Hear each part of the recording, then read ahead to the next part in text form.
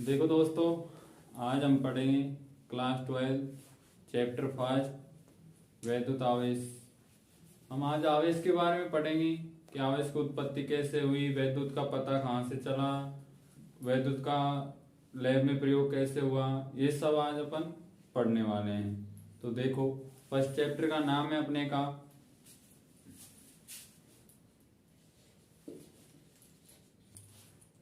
तो देखो, चैप्टर का नाम है वैद्युत आवेश।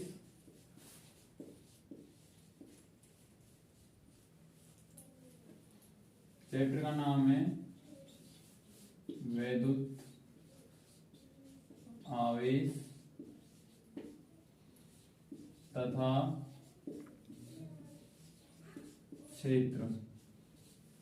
वैद्युत आवेश तथा क्षेत्र, इंग्लिश में बोलेंगे अपन electric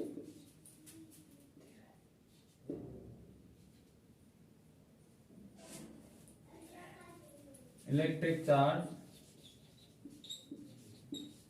and field. Electric charge and field, वैद्युत आवेश तथा क्षेत्र। तो देखो, अपन देखते हैं चैप्टर का नाम क्या है, वैद्युत आवेश तथा क्षेत्र। तो हमें सर्वप्रथम चैप्टर के नाम के बारे में क्लियर होना चाहिए कि वैद्युत किसे कहते हैं, आवेश किसे कहते हैं और क्षेत्र किसे कहते हैं। तो सबसे पहले अपन जानेंगे कि वैद्युत किसे कहते हैं, वैद्युत की उत्पत्ति कैसे हुई, वैद्युत के बारे में सबसे पहले किसने बताया। तो एक वैज्ञानिक थे अपने बेंजामिन फ्रैंकलिन। उनका नाम क्या था? Benjamin Franklin. तो एक बार क्या हुआ कि मकर संक्रांति का टाइम था, वो छत पर पतंग उड़ा रहे थे। तो जब वो पतंग उड़ा रहे थे, उनकी पतंग आकाश में उड़ रही थी, तो उन्होंने कुछ अपने हाथ में महसूस किया कि कुछ झटका लगा उनको एक हाथ पे, उनके हाथ पे। तो उन्होंने क्या किया कि उन्होंने फिर पतंग की डोरी, ये पतंग उड़ रही है उनकी, ये पतंग थी, उन्होंने यहाँ पे क्या लगा दी, की लगा दी। और उन्होंने जो वैद्युत था उसको, चार्ज था उसको यहाँ पे महसूस किया, इस पतंग पे उन्होंने चार्ज को यहाँ पे महसूस किया। तो उन्होंने बताया कि जो आकाश में जो बिजली चमकती है, अपन देखते हैं बरसात के टाइम पे जो आकाश में बिजली चमकती है, वो बिजली वास्तव में क्या है, उसको लोग बाग बोलते हैं कि वो प्रकाश है, लेकिन वो प्रकाश नहीं है। वो वास्तव में होता है कि जब बादल क्या होते हैं, जब बादल आपस में टकराते हैं तो उनके मध्य घर्षण होता है। तो उस घर्षण के कारण क्या होता है कि उनके मध्य में जब दो बादल टकराते हैं तो उनके मध्य में घर्षण होता है। उस घर्षण के कारण उनके बीच में क्या उत्पन्न होता है, विद्युत उत्पन्न होती है। तो उस विद्युत को उन्होंने परिभाषित किया कि बादलों के घर्षण के कारण क्या हो रहा है, विद्युत उत्पन्न हो रही है। ठीक है, आगे करते हैं अपन। तो अब आगे देखते हैं अपन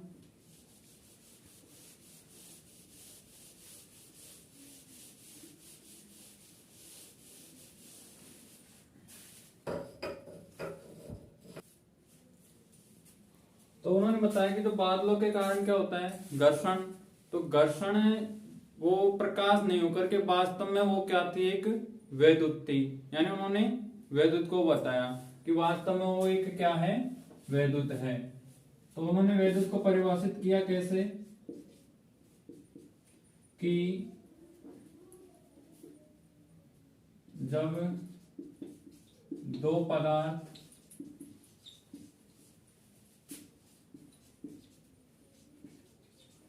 आपस में घर्षण करते हैं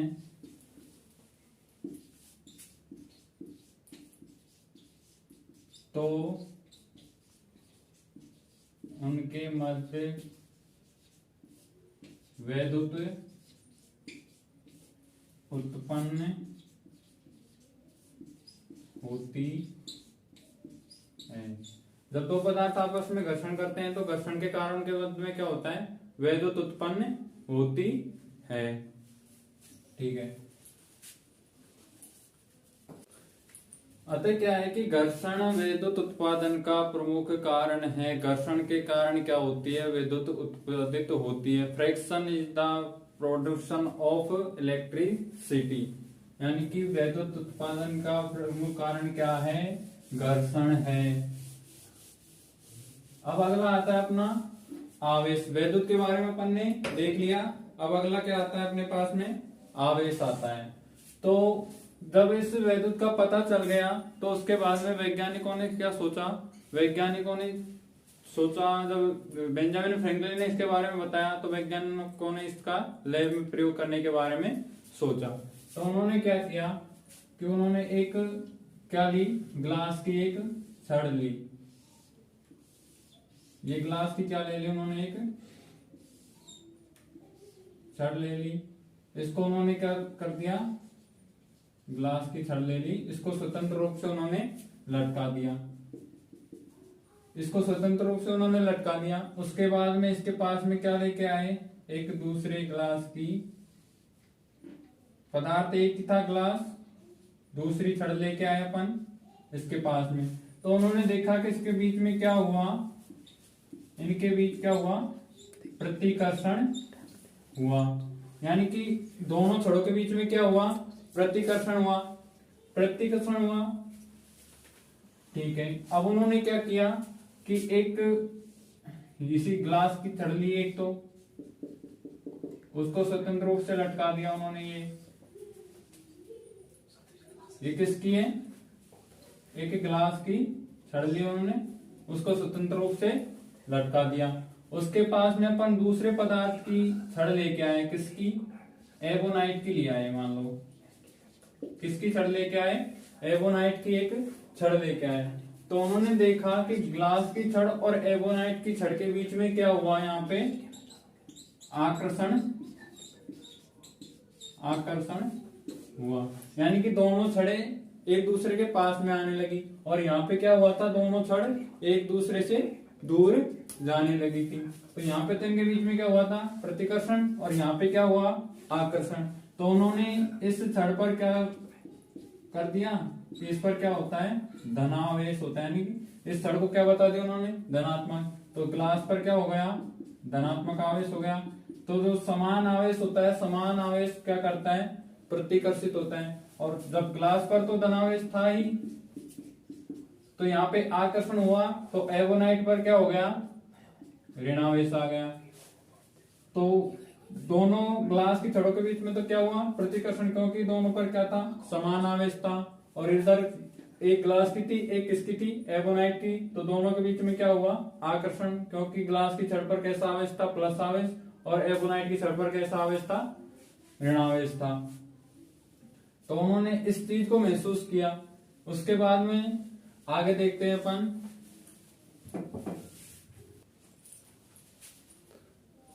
ये हो गया। तो अपन जैसे देखते हैं अपन कि जब सर्दियों में अपन जैसे कंबल होता है, उसको ऐसे फटकारो तो उसके बीच में क्या होता है, चट चट की आवाज आती है। यानी कि उसके बीच में क्या होता है, जब उसमें जो धूल के कण होते हैं उनके बीच में क्या होता है, घर्षण होता है। तो वो क्या करते हैं, एक वैद्युत सी उत्पन्न होती है उनके बीच में, और वो चट चट की आवाज आती है अपन को। ठीक है, आगे देखते हैं अपन कि आवेश का क्या देखेंगे हम, सिद्धांत। तो देखो अपन अब आगे क्या पढ़ेंगे कि आवेश का सिद्धांत, आवेश उत्पत्ति का सिद्धांत है, आवेश का इलेक्ट्रॉनिक सिद्धांत, वैद्युत का इलेक्ट्रॉनिक सिद्धांत पढ़ेंगे अपन।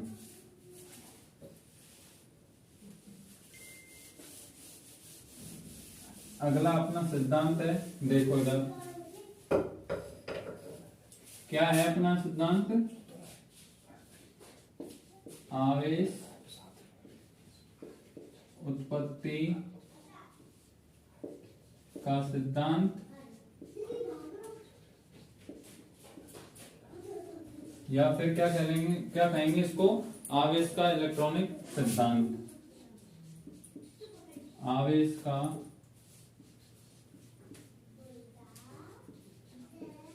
इलेक्ट्रॉनिक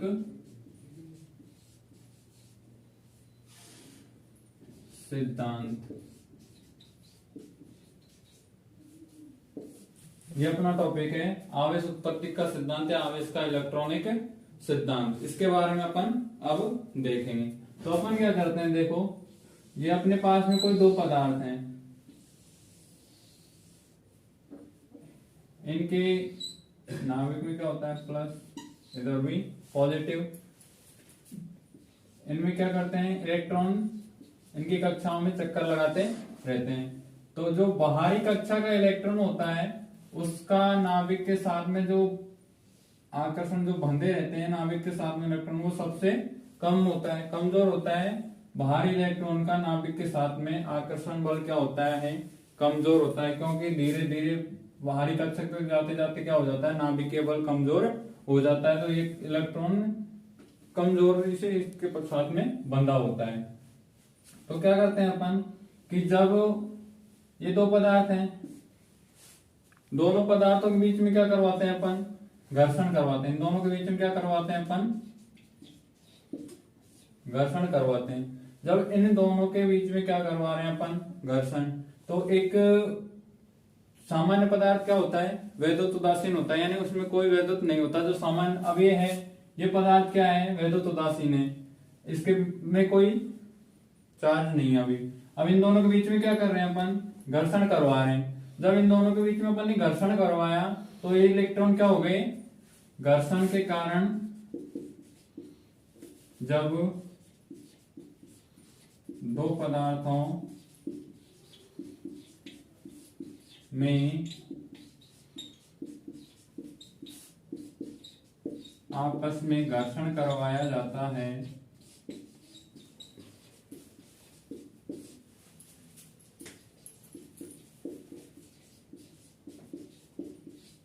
तो पदार्थ के इलेक्ट्रॉन क्या हो जाते हैं, उत्तेजित हो जाते हैं। तो पदार्थ के इलेक्ट्रॉन उत्तेजित अवस्था में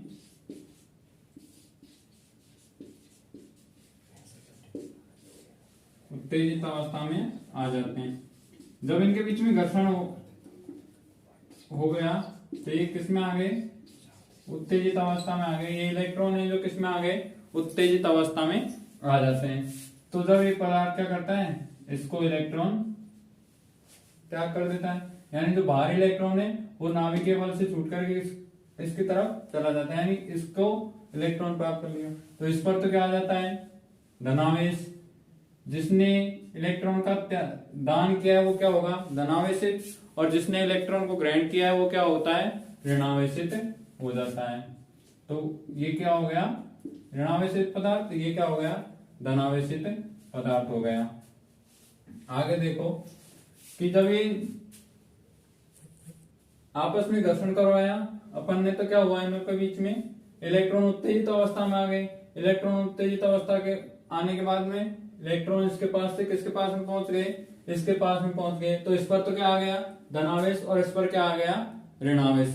तो एक पदार्थ क्या हो गया, धनावेशित, और ये क्या हो गया, ऋणावेशित हो गया। आगे देखो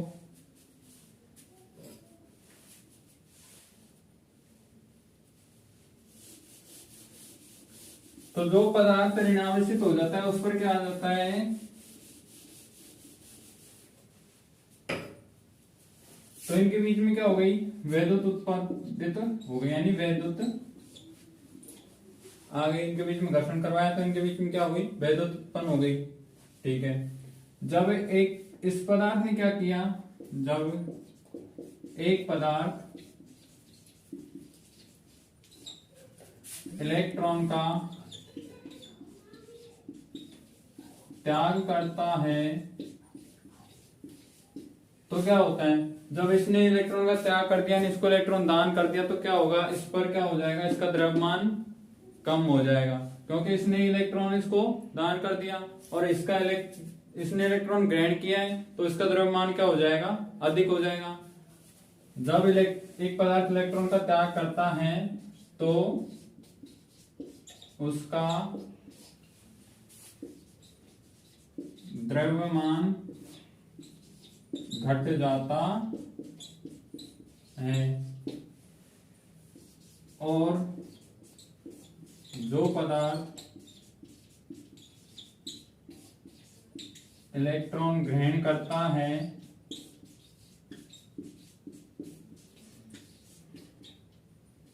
तो उसका द्रव्यमान क्या हो जाता है, उसका बढ़ जाता है। ठीक है, ठीक है। तो अपन क्या पढ़ रहे थे कि जब एक पदार्थ पर इलेक्ट्रॉन त्याग करता है तो उसका तो क्या हो जाता है, द्रव्यमान घट जाता है, और जो इलेक्ट्रॉन ग्रहण करता है उसका क्या हो जाता है, द्रव्यमान बढ़ जाता है। अब आगे क्या देखेंगे अपन, आवेश के बारे में देखते हैं, आवेश के बारे में और देखते हैं थोड़ा।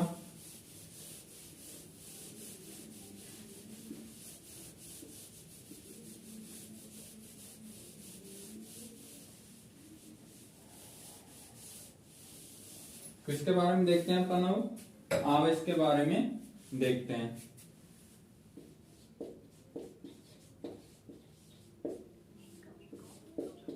आवेश के बारे में देखते हैं अपन कि अपने पास में कोई दो क्या लेते हैं अपन, दो पिंड लेते हैं। ये पिंड क्या है, पिंड ए, ये क्या ले लिया अपन ने, इसके बराबर में बनाओ, थोड़ा बराबर होना चाहिए। ये क्या बना दिया अपन ने, पिंड बी। ये दो अपने पास में क्या है, पिंड ए और पिंड बी। इसके पास में मान लिया अपन क्या आवेश है, Q1, इसके पास में आवेश है Q2। ठीक है, अब अपन क्या करवाते हैं, ये दोनों पिंड अलग अलग है, इस पर Q1 आवेश है, इस पर क्या है Q2 आवेश है। अपन इन दोनों के बीच में क्या करवाते हैं, घर्षण करवाते हैं। इन दोनों के बीच में क्या करवा रहे हैं अपन, घर्षण करवा रहे हैं। ठीक है, दोनों के बीच में क्या करवाया अपन ने, घर्षण हो रहा है, यहाँ पे दोनों के बीच में घर्षण हो रहा है। घर्षण के बाद हम क्या करते हैं अपन, इनको वापस दोनों को क्या कर लेते हैं, अलग अलग कर देते हैं। दोनों पिंडों को क्या कर देते हैं अपन, अलग अलग कर दिया अपन ने। तो दोनों पिंडों को अलग अलग कर दिया तो अपन ने देखा कि यहाँ पर इन पर आवेश क्या था, Q1 और Q2। अपन ने दोनों को क्या करवाया, घर्षण करवाया। तो घर्षण के बाद में इन पर आवेश क्या होगा, ये पिंड ए, ये पिंड बी। अब अपन देखते हैं कि इन पर आवेश क्या होगा। तो इन पर आवेश होगा Q1 प्लस Q2 अपॉन 2। इसका भी क्या होगा, Q1 प्लस Q2 अपॉन 2। तो इससे क्या निष्कर्ष निकला, अपन क्या लिखेंगे अब, अपन लिखेंगे कि जब दो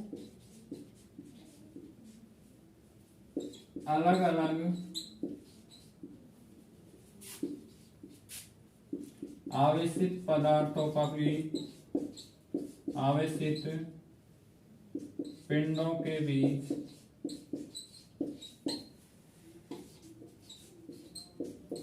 घर्षण करवाया जाता है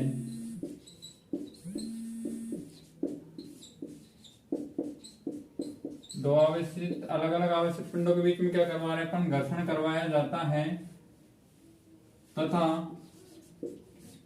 फिर उन पिंडों को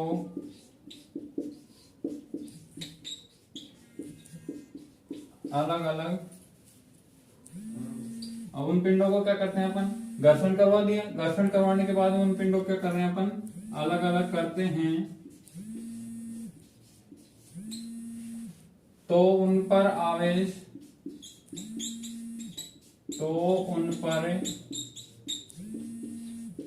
क्या हो जाता है, आवेश औसत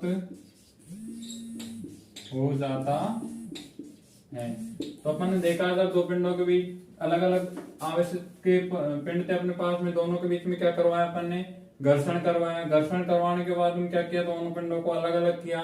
तो अपन ने देखा कि आवेश क्या हो गया, औसत हो गया, यानी Q1 प्लस Q2 अपॉन 2। इसी तरह इस पर हो गया Q1 प्लस Q2 अपॉन 2।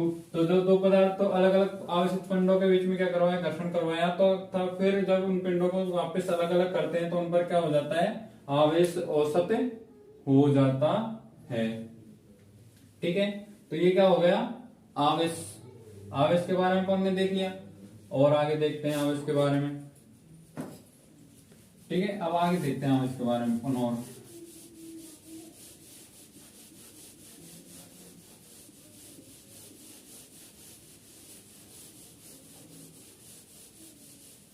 अपन ने क्या माना, अपने पास में ये दो पिंड हैं, अपने पास में माना है ये दो पिंड है। एग्जाम्पल देखते हैं अपन आवेश का। जो भी अपन ने पिंडों का घर्षण करवाया था उसका एग्जाम्पल देखते हैं। अपने पास में ये दो पिंड है, एक पर क्या है Q1 आवेश है, दूसरे पर क्या है, आवेश 0 है। एक पर Q1 आवेश है, दूसरे पिंड पर क्या है, 0 आवेश, क्या है, 0 है। तो इन दोनों के बीच में क्या करवा रहे हैं अपन, घर्षण करवा रहे हैं अपन। इन दोनों के बीच में क्या करवाते हैं अपन, घर्षण करवाते हैं। फिर इनको अलग अलग कर लेते हैं, ये A ये B। तो यहाँ पे इसके आवेश का था Q1, यहाँ पर Q का मान कितना है, 0। दोनों के बीच में घर्षण करवाया तो इन पर आवेश कितना आ गया, मान लिया अपन कितना, Q1 और Q2 आ गया। इन पर आवेश आ गया Q1 Q2। तो Q1 हमेशा क्या होगा कि जो आवेश Q1 होगा वो इससे Q2 से बड़ा या बराबर होगा, क्योंकि कोई भी पदार्थ अपना कंप्लीट आवेश इसको नहीं देगा, यानी कि वो अपने से ज्यादा किसी पिंड को क्या नहीं होने देगा, आवेशित नहीं होने देगा। इसलिए Q1 का आवेश क्या होगा, हमेशा Q2 से ज्यादा होगा, या Q1 अपॉन Q2 का मान कितना होगा, हमेशा 1 से ज्यादा होगा। Q1 अपॉन Q2 का मान क्या होगा, हमेशा 1 से ज्यादा होगा। तो अपन क्या, इससे क्या निष्कर्ष निकलता है कि जब एक अनावेशित पिंड, यानी जिस पर कोई आवेश नहीं हो, एक आवेशित पिंड के संपर्क में आता है तो वैद्युत के कारण उस पर क्या हो जाता है, उस पर भी आवेश आ जाता है, वो पिंड भी क्या हो जाता है, आवेशित हो जाता है। यानी कि Q1 किससे ज्यादा होगा, Q2 से। Q1 अपॉन Q2 का मान कितना होगा, 1 से ज्यादा होगा। तो इसको लिखते हैं अपन,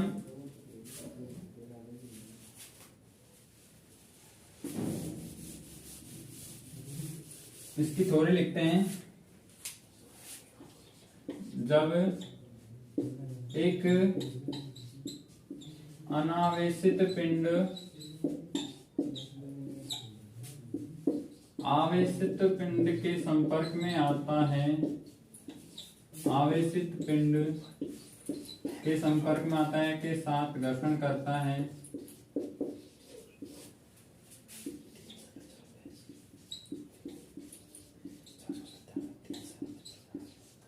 तो वैद्युत प्रेरण के कारण क्या होता है, उस पर वैद्युत प्रेरण के कारण अनावेशित पिंड पर भी क्या, अनावेशित पिंड भी क्या हो जाता है, आवेशित हो जाता है। अनावेशित पिंड भी क्या हो जाता है, अपने पास में आवेशित हो जाता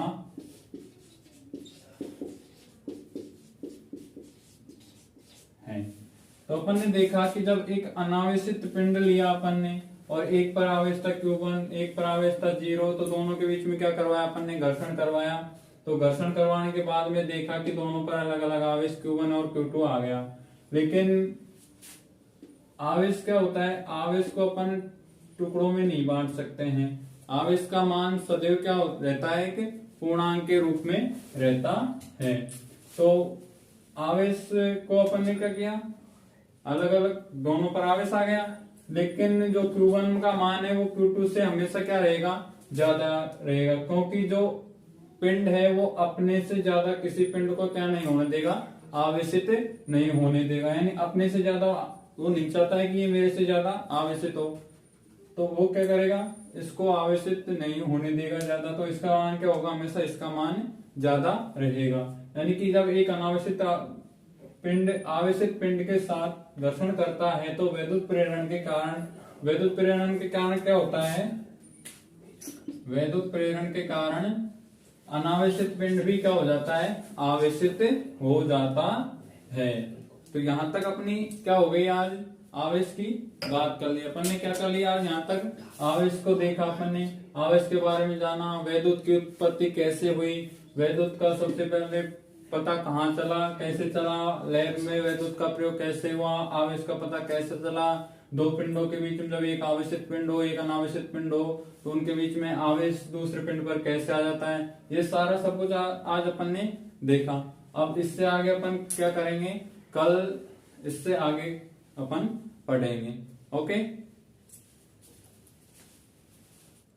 ठीक है दोस्तों, आज अपन ने यहां तक पढ़ा। अगर आपको वीडियो अच्छी लगी हो तो आप चैनल को सब्सक्राइब करें। चैनल सब्सक्राइबर के पास में एक बेल आइकन का बटन है, उसे प्रेस करें, अपने दोस्तों तक शेयर करें, उनसे सब्सक्राइब करवाएं। ओके, बेल आइकन होता है जिससे कि क्या हो, अब हमारा नोटिफिकेशन, आप जब भी वीडियो अपलोड हो आपके पास में तुरंत उसका नोटिफिकेशन आ जाए। क्लास चालू हो तो लाइव का नोटिफिकेशन आपके पास में आ जाए। वीडियो को लाइक करें, शेयर करें, अधिक से अधिक शेयर करें और सब्सक्राइब करें।